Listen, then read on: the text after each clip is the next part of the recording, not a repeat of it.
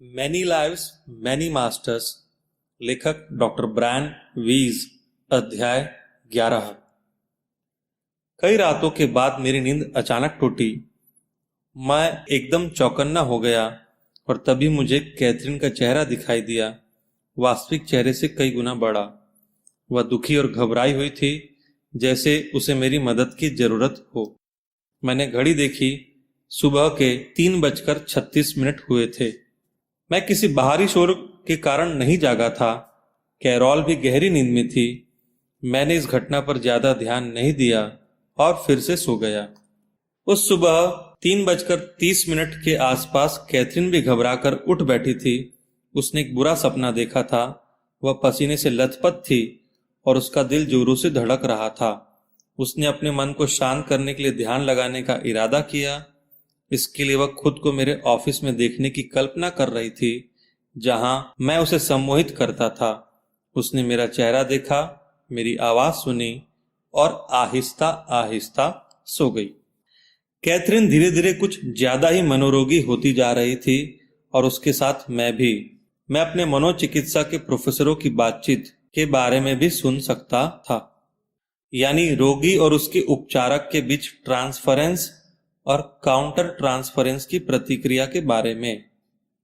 Transference का अर्थ है रोगी के विचारों, भावनाओं और इच्छाओं का उसके उपचारक पर असर। इस संबंध में उपचारक रोगी के अतीत के किसी व्यक्ति का प्रतिनिधित्व करता है। काउंटर ट्रांसफरेंस बिल्कुल उलट प्रक्रिया है, जो एक उपचारक की अपने रोगी के प्रति अचेतन भावनात्मक प्रतिक्रिया को दर्शाती है। पर यह सुबह 3:30 बजे विचारों का आदान प्रदान इन दोनों में से कुछ भी नहीं था। यह एक टेलीपैथिक संपर्क था जो सामान्य से हटकर था। क्या सम्मोहन इसका कारण था, या वे भिन्न भिन्न आत्माएं, देवात्माएं, अभिभावक आत्माएं या अन्य आत्माएं जो कि हमारे आदान प्रदान की साक्षी थी? मेरे आश्चर्य की कोई सीमा नहीं थी। अगली मुलाकात में कैथरीन सम्मोहन की गहराइयों में बहुत ही जल्दी पहुंच गई थी। वह अचानक हड़बड़ाई और बोली, मैंने एक बड़ा बादल देखा। उसे देखकर मुझे घबराहट हो रही है। वह वहीं था।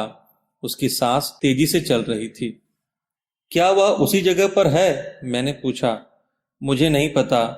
वह बादल तेजी से आया और चला गया, एक पहाड़ पर बहुत ऊपर। उसकी सांस अभी भी तेजी से चल रही थी और वह डरी हुई थी। मैं भी घबरा गया कि वह एक बम धमाका देख रही है। क्या वह भविष्य भी देख सकती थी? क्या तुम वह पहाड़ दिखा सकती हो? क्या वह एक बम जैसा है? मुझे नहीं पता। उसे देख तुम घबरा क्यों गई? यह सब अचानक हुआ। वह बादल बस वहां था, धुएं से भरा, धुएं से भरा। वह बड़ा सा है। वह कुछ ही दूरी पर है। ओह, तुम सुरक्षित हो। क्या तुम उसके और पास जा सकती हो? मैं और पास नहीं जाना चाहती, उसने ऊंची आवाज में जवाब दिया। इस तरह का प्रतिरोध मेरे लिए एक असामान्य बात थी। तुम उससे इतना क्यों घबरा रही हो? मैंने फिर से पूछा। मेरे विचार से उसमें कुछ रासायनिक पदार्थ भरा है। जब हम उसके आसपास होते हैं तो सांस लेना मुश्किल हो जाता है। वह बड़ी मुश्किल से सांस ले पा रही थी। क्या वह गैस की तरह है? क्या वह पदार्थ पहाड़ से निकल रहा है, जैसे कि एक ज्वालामुखी? मैं यही सोच रही हूं। वह एक बड़े कुकुरमुत्ते की तरह, वह वैसा ही दिखाई दे रहा है, एक सफेद कुकुरमुत्ता। पर बम नहीं है। वह कोई परमाणु बम या उसके जैसी कोई दूसरी चीज नहीं है। वह थोड़ा रुककर बोली, मेरे विचार से वह एक ज्वालामुखी है या उसके ही जैसा कुछ और। यह बहुत डरावना है। मुझे सांस लेने में मुश्किल हो रही है। हवा में धूल भरी है। मैं वहां नहीं रहना चाहती। धीरे धीरे उसकी सांस भी किसी सम्मोहित व्यक्ति की तरह गहरी और नियमित हो गई। वह उस भयानक दृश्य से दूर हो चुकी थी। क्या अब सांस लेना आसान है? हाँ। अच्छा, अब तुम क्या देख रही हो? कुछ नहीं। मैं एक नेकलेस देख रही हूं। एक नेकलेस जो किसी के गले में है। वह नीला है, चांदी के रंग का है और एक नील मणि उसमें लटकी हुई है, जिसके नीचे और भी नगीने है। क्या उस नीलमणि पर भी कुछ है? नहीं, वह पारदर्शी है, उसके आर पार देखा जा सकता है। उस महिला के बाल काले रंग के हैं और उसने एक नीली टोपी पहन रखी है जिस पर एक बड़ा पंख लगा है और उसकी पोशाक मखमली है। क्या तुम उस महिला को जानती हो? नहीं। क्या तुम वहां हो या क्या तुम ही वह महिला हो? मुझे नहीं पता, पर तुम उसे देख सकती हो। हाँ, पर मैं वह महिला नहीं हूं। वह अपने जीवन के चौथे दशक में है, परंतु अपनी उम्र से कहीं बड़ी लगती है। क्या वह कुछ कर रही है? नहीं, वह केवल एक मेज के पास खड़ी है। उस मेज पर सफेद रंग की एक इत्र की शीशी रखी है और उस पर गहरे रंग के फूल बने हैं। वहां एक ब्रश और चांदी की मूठ वाला कंघा भी है। इस विस्तृत वर्णन ने मुझे काफी प्रभावित किया। क्या वह कोई कमरा है या कोई भंडार गृह? वह उसका कमरा है जिसमें 4 खंभों वाला एक भूरे रंग का पलंग है। मेज पर एक सुराही है। एक सुराही है? हाँ, इस कमरे में एक भी तस्वीर नहीं है, पर गहरे रंग के पर्दे हैं। क्या वहां कोई और भी है? नहीं। उस महिला का तुम्हारे साथ क्या संबंध है? मैं उसकी सेवा करती हूं, यानी वह एक बार फिर से नौकर थी। क्या तुम उसके साथ काफी लंबे समय से हो? नहीं, कुछ महीनों से। क्या तुम्हें वह हार पसंद है? हाँ, वह महिला बहुत ही खूबसूरत है। क्या तुमने कभी वह हार पहना है? नहीं। उससे पूरी जानकारी पाने के लिए यह जरूरी था कि मैं उससे ऐसे प्रश्न करूं जिससे कि वह मुझे विस्तृत जानकारी दे, क्योंकि उसके जवाब बहुत ही छोटे थे। ऐसा करके वह मुझे मेरे छोटे बच्चे की याद दिला रही थी। तुम्हारी उम्र क्या है? शायद 13-14, इसके आसपास। तुमने अपने परिवार को क्यों छोड़ दिया है? मैंने उन्हें नहीं छोड़ा है। उसने मेरी आशंका को निराधार बताया। ठीक है। क्या तुम काम के बाद अपने परिवार के पास घर जाती हो? हाँ। उसके जवाबों ने मेरे लिए ज्यादा छानबीन की गुंजाइश नहीं छोड़ी थी। क्या वे आसपास ही रहते हैं? काफी पास। हम बहुत ही गरीब हैं। काम करना हमारे लिए जरूरी है, सेवा करना। क्या तुम उस महिला का नाम जानती हो? बेलिंडा। क्या वह तुम्हारे साथ अच्छा व्यवहार करती है? हाँ। अच्छा। क्या तुम मेहनत से काम करती हो? काम ज्यादा थकाने वाला नहीं है। बड़े होते बच्चे से सवाल पूछना कभी भी आसान नहीं होता। यह तो अच्छा था कि मैं इस कला में होशियार था। ठीक है। क्या तुम अभी भी उसे देख सकती हो? नहीं। अब तुम कहाँ हो? दूसरे कमरे में। वहां काले कपड़े से ढकी एक मेज है। नीचे की तरफ जब्बे लगे हैं। यहाँ जड़ी बूटियों की तेज गंध आ रही है, इत्र जैसी। क्या यह सब तुम्हारी मालकिन का है? क्या वह इत्र का बहुत ज्यादा उपयोग करती है? नहीं, यह एक दूसरा कमरा है। मैं किसी और कमरे में हूं। यह किसका कमरा है? यह किसी सांवले रंग वाली महिला का कमरा है। सांवली? क्या तुम उसे देख सकती हो? उसके सिर पर कुछ ढका है। कैथरीन धीरे से बोली। कोई शॉल? वह बूढ़ी है और उसके चेहरे पर काफी झुर्रियां। तुम्हारा उस महिला से क्या संबंध है? मैं केवल उसे देखने गई थी। किस लिए? ताकि वह ताश के पत्तों का उपयोग कर सके। मैं समझ गया कि वह एक भविष्यवक्ता के पास गई थी, शायद एक ऐसी भविष्यवक्ता जो टैरो कार्ड पढ़कर भविष्य बताती थी। यह एक विडंबना ही थी कि एक तरफ मैं और कैथरीन आत्माओं की एक असाधारण यात्रा पर थे, जिसका विस्तार कई जीवन चक्रों और उनके आर पार था, और दूसरी तरफ शायद 200 साल पहले कैथरीन ने एक भविष्यवक्ता से मुलाकात की थी ताकि वह अपना भविष्य जान सके। मुझे पता था कि कैथरीन अपने इस जीवन में कभी भी किसी भविष्यवक्ता से नहीं मिली थी।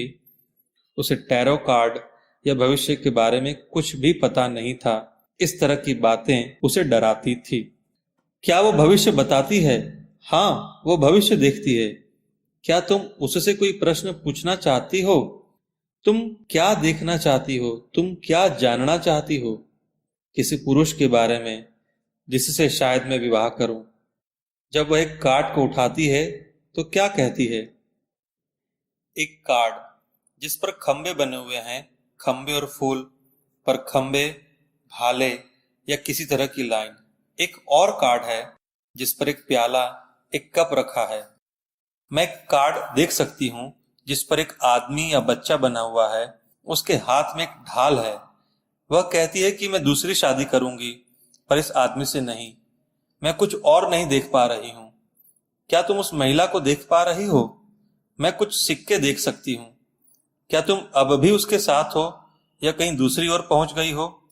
मैं उसी के साथ हूँ। वे सिक्के दिखने में कैसे हैं? वे सोने के हैं। उनका आकार चौकोर है और एक तरफ एक मुकुट बना है। उनके कोर समतल नहीं है, खुरदुरे हैं। वहां एक तरफ एक मुकुट भी रखा हुआ है। देखो, अगर उन सिक्कों पर कुछ अंकित है, कोई वर्ष, कुछ भी जो तुम पढ़ सकती हो। कुछ विदेशी अंक, उसने जवाब दिया। कुछ क्रॉस और कुछ आई बने हुए है। क्या तुम जानती हो वह कौन सा वर्ष है? 17। कुछ, मैं नहीं जानती। वह फिर से खामोश हो गई। यह भविष्यवक्ता तुम्हारे लिए इतनी महत्वपूर्ण क्यों है? मुझे नहीं पता। क्या उसकी भविष्यवाणी सही साबित हुई? परंतु वह तो चली गई, कैथरीन ने धीरे से कहा। क्या वह दृश्य गायब हो गया? मुझे नहीं मालूम। क्या अब तुम कुछ देख पा रही हो? नहीं, नहीं। मैं आश्चर्यचकित था। वह कहाँ थी? क्या तुम जानती हो कि इस जीवन में तुम्हारा नाम क्या है? मैंने पूछा। मैं इस सैकड़ों वर्षों पहले की जीवन गुत्थी को सुलझाने की कोशिश कर रहा था। मैं उस जगह को छोड़कर आ गई हूँ। उसने वह जीवन काल छोड़ दिया था और अब वह आराम कर रही थी। अब वह यह सब अपने आप करने में सक्षम थी। यह करने के लिए जरूरी नहीं था कि वह अपनी मौत को अनुभव करे। हम लोग कई मिनट इंतजार करते रहे। यह जीवन काल अद्भुत नहीं था। वह इस जीवन की केवल कुछ विशेष घटनाओं को ही याद कर पाई थी और उसे भविष्यवक्ता के पास जाना याद था। क्या अब तुम कुछ देख सकती हो? मैंने फिर से पूछा। नहीं, उसने धीरे से कहा। क्या तुम आराम कर रही हो? हाँ। विभिन्न रंगों के रत्न। रत्न? हाँ, पर असल में वे रोशनियां हैं, लेकिन वे रत्नों जैसी दिख रही है। तुम और क्या देख रही हो? मैंने सवाल किया। मैं केवल। वह थोड़ी देर के लिए फिर खामोश हो गई। फिर धीमी लेकिन स्पष्ट आवाज में उसने कहा, बहुत सारे विचार और शब्द हवा में उड़ रहे हैं। ये सब सह अस्तित्व और सामंजस्य के बारे में है। जीवन का संतुलन। मैं समझ गया कि देवात्माएं आसपास ही है। हाँ, मैंने उसे प्रेरित किया। मैं इन बातों के बारे में जानना चाहता हूँ। क्या तुम मुझे बता सकती हो? अभी तो वे केवल शब्द है, उसने उत्तर दिया। सह अस्तित्व और सामंजस्य? मैंने उसे याद दिलाया। कवि देवात्मा की आवाज में उसका जवाब सुनकर मैं बहुत खुश हुआ। वे बोले, हर चीज संतुलित होनी चाहिए। प्रकृति संतुलित है, जानवरों का जीवन भी संतुलित है, परंतु मनुष्य ने संतुलित जीवन जीना नहीं सीखा। वे एक दूसरे को मारते रहते हैं और स्वयं को ही नष्ट करते रहते हैं। वे मिलजुल कर नहीं रह सकते और न ही उनके पास इस तरह की कोई योजना है। पर प्रकृति में सब कुछ एकदम व्यवस्थित है। उसमें एक ऊर्जा है, वह जीवंत है और उसमें पुनर्रचना की शक्ति है। पर मनुष्य केवल विध्वंस जानता है। वह न केवल प्रकृति वरन दूसरे मनुष्यों को भी खत्म करता है। अंततः मानव जाति स्वयं को ही नष्ट कर लेगी। यह एक अनिष्टकारी भविष्यवाणी थी। विश्व में निरंतर अव्यवस्था और उथल पुथल के चलते मैं बस यही दुआ कर सकता था कि वह दिन जल्दी न आए। यह विनाश कब होगा? मैंने पूछा। मानव जाति की सोच से काफी पहले। इस विनाश को प्रकृति और पेड़ पौधे तो झेल लेंगे, पर हम इंसान नहीं बच पाएंगे। क्या इस विनाश को रोकने के लिए हम कोई उपाय कर सकते हैं? नहीं, सभी कुछ संतुलित होना चाहिए। क्या यह विनाश हमारे जीवन काल में घटित होगा? क्या हम इसे रोक सकते हैं? यह घटना हमारे जीवन काल में नहीं होगी। इस विनाश के वक्त हम किसी अन्य स्थान या धरातल पर रहेंगे, परंतु इस विनाश को देख अवश्य पाएंगे। क्या मानव जाति को यह सब समझाया जा सकता है? मैं अब भी ऐसे किसी उपाय की तलाश में था जो इस विपदा को टाल सके। यह सब किसी अन्य स्तर पर होगा जिससे हम काफी कुछ सीख पाएंगे। मैंने सकारात्मक पक्ष को देखा। अच्छा, तो हमारी आत्माएं अलग तल पर विकास करती है। हाँ, हम नहीं होंगे यहाँ जैसे हम जानते हैं, हम उसे देख पाएंगे। हाँ, मैंने माना। मैं यह ज्ञान लोगों में बांटना चाहता हूँ, उन्हें सिखाना चाहता हूँ, पर नहीं जानता कैसे। क्या कोई उपाय है या उन्हें खुद ही सीखना होगा? तुम सब लोगों तक नहीं पहुंच सकते। विनाश रोकने के लिए यह आवश्यक है कि तुम हर एक व्यक्ति तक पहुंचो, पर यह काम तुम नहीं कर सकते। इसलिए यह विनाश रोका नहीं जा सकता। वे सीखेंगे, और जब वे सीखेंगे वे उन्नति करेंगे, शांति होगी, पर यहां नहीं, इस आयाम पर नहीं, पर अंत में शांति होगी। हाँ, किसी दूसरे स्तर पर। मैंने शिकायत भरे अंदाज में कहा, वह दिन तो बहुत दूर है। अभी तो लोग इतने तुच्छ, लोभी, सत्ता लोलुप और महत्वाकांक्षी है कि वे प्यार, ज्ञान एवं दूसरे के नजरियों को समझने की क्षमता ही खो चुके हैं। अभी बहुत कुछ सीखना बाकी है। हाँ, क्या मैं ऐसा लिख सकता हूं जिससे इन लोगों की मदद हो? क्या ऐसा कोई रास्ता है? तुम्हें रास्ता पता है। हमें वह रास्ता तुम्हें बताने की आवश्यकता नहीं है। इस सब का कोई फायदा नहीं होगा, क्योंकि हम सब एक ही स्तर पर पहुंच जाएंगे और वे यह सब जान पाएंगे। हम सब एक जैसे ही हैं, कोई छोटा या बड़ा नहीं है। यह सब केवल सबक और दंड है।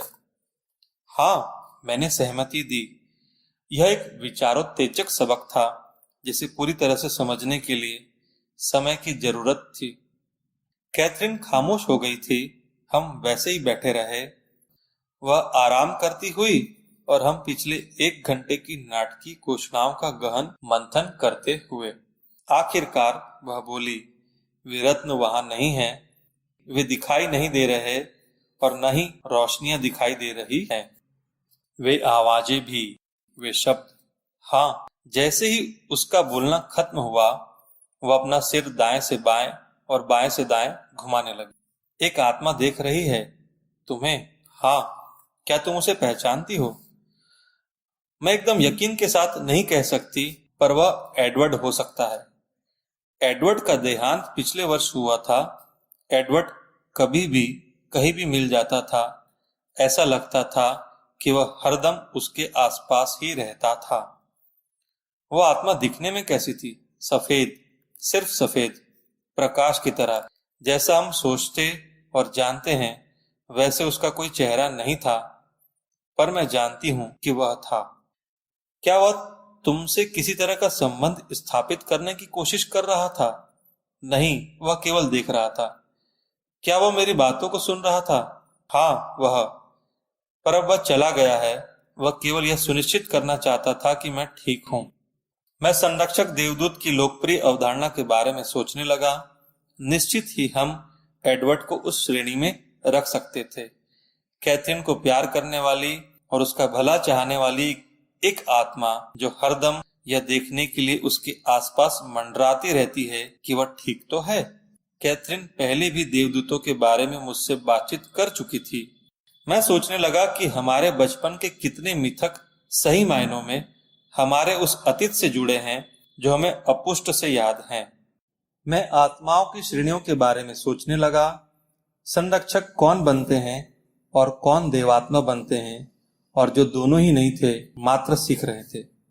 बुद्धि और ज्ञान के आधार पर वे अलग अलग श्रेणियों में बांटे गए होंगे और उनका अंतिम ध्येय ईश्वर जैसा बनना था या किसी तरह ईश्वर में समा जाना ही होना चाहिए। इसी अंतिम लक्ष्य का वर्णन धर्मशास्त्र के पंडितों ने सदियों से किया है। उन्हें इस अलौकिक मिलन की झलक अवश्य ही दिखाई दी होगी। चूंकि हमारे पास यह अलौकिक मिलन देखने का कोई उपाय नहीं है, इसलिए कैथरीन जैसे लोग जिनमें यह अद्भुत क्षमता है, हमारे लिए इस सब के बारे में जानने का एक बेहतरीन विकल्प है। अब एडवर्ड जा चुका था और कैथरीन भी खामोश हो गई थी। वह शांतचित्त दिखाई दे रही थी। जीवन और मृत्यु के परे देखने की देवताओं के साथ बात करने की और उनका ज्ञान समझने की अद्भुत क्षमता कैथरीन में थी। हम इस ज्ञान के सागर का मंथन कर अमृत पान कर रहे थे, क्योंकि यह अब हमारे लिए वर्ज्य नहीं था।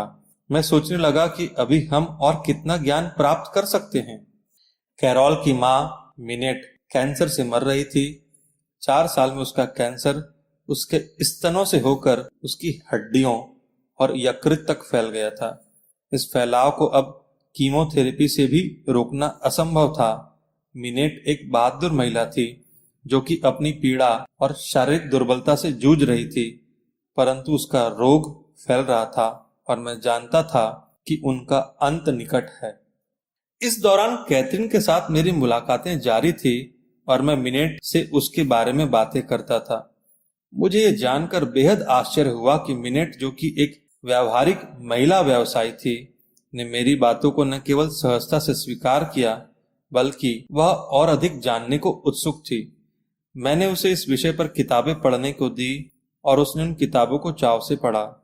उसने कबालाह यानी रहस्यवादी यहूदी लेखन जो सदियों पुराने हैं का कोर्स करने की पूरी तैयारी की और मेरे और कैरोल के साथ उसमें हिस्सा लिया। पुनर्जन्म और मध्यावस्था के धरातल पर इस रहस्यवादी साहित्य के मूल तत्व है, परंतु आज के अधिकतर यहूदी इस बारे में कुछ भी नहीं जानते। जैसे जैसे मिनेट का शरीर कमजोर होता गया, उसकी आत्मा ताकतवर होती गई। उसका मृत्यु का भय कम होने लगा। वह अपने पति बेन से पुनर्मिलन की आशा करने लगी। उसे आत्मा की अमरता पर विश्वास था और इस कारण वह अपनी पीड़ा को सह पा रही थी। वह अपनी बेटी डोना के पहले बच्चे के इंतजार में मौत से संघर्ष करते हुए जी रही थी। उसकी और कैथरीन की भेंट अस्पताल में हुई थी और कैथरीन की सच्चाई और ईमानदारी ने मिनेट को यह विश्वास दिला दिया कि मौत के बाद भी जीवन है। उसकी मौत के 1 सप्ताह पहले उसे अस्पताल में ऑन्कोलॉजी विभाग में भर्ती किया गया। इस दौरान मैंने और कैरोल ने उसके साथ जन्म और मृत्यु तथा उसके बाद के जीवन के बारे में काफी बातें की। मिनेट ने अस्पताल में ही, जहां उसकी देखभाल हो सकती थी, अपनी अंतिम सांस लेने का निश्चय किया था। डोना अपने पति और 6 हफ्ते की बेटी के साथ उनसे मिलने आती थी। हम लोग तो उसके साथ हर वक्त ही रहते थे। जिस रात मिनेट ने अपनी अंतिम सांस ली, उस शाम घर पहुंचने पर मुझे और कैरोल दोनों को ही अस्पताल लौटने की तीव्र इच्छा हुई।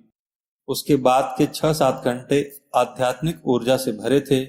मिनेट को सांस लेने में तकलीफ हो रही थी, पर अब उन्हें दर्द नहीं था। हमने अध्यात्म तथा उसके आगे के प्रवास के बारे में बात की। मिनेट ने अपने जीवन का पुनरावलोकन किया।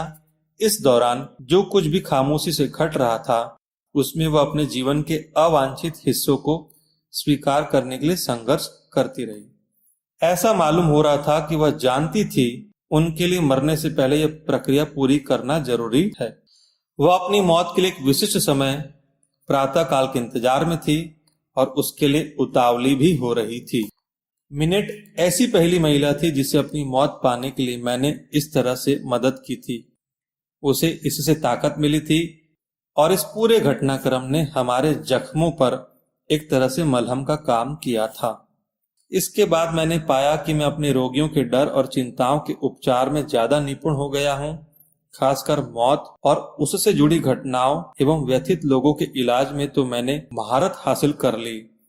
अब मैं समझ जाता कि उनकी परेशानी का क्या कारण है और उनके उपचार के लिए क्या करना पड़ेगा। मैं शांतचित्त और आशा की भावनाएं जगाने में सफल रहता था। मिनेट की मौत के बाद ऐसे कई लोग मेरे पास आए जो या तो स्वयं मौत से जूझ रहे थे या अपने किसी प्रिय की मौत से दुखी थे और सदमे से उबरने में मेरी मदद चाहते थे।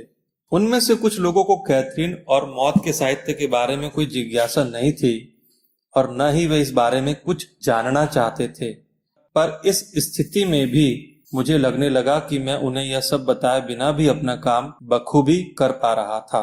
उनके डर, संवेदनाओं, स्पर्श, शब्दों और उनके चेहरे देखकर तथा इस संपूर्ण प्रक्रिया की समझ के कारण मैं उनके दर्द को बेहतर तरीके से समझने में सक्षम हो गया था और किसी न किसी स्तर पर उन्हें छूकर मैं अपने रोगियों की मदद कर सकता था। मैं उन्हें भूले हुए अध्यात्म और मानवता के प्रति आशा का संचार कर पाने में सफल हो रहा था। और उन लोगों को जो अधिक जानने को उत्सुक और तैयार थे, उन्हें पढ़ने की सामग्री के बारे में बताकर तथा कैथरीन के साथ अपने अनुभवों को बांटकर मैं नया ज्ञान प्राप्त करने की एक नवीन विधा उपलब्ध कर रहा था। इसे अपना लेने वालों को बहुत तेजी से नई जानकारियां प्राप्त हुई। मेरा यह दृढ़ विश्वास है कि उपचारकों का दिमाग खुला होना चाहिए।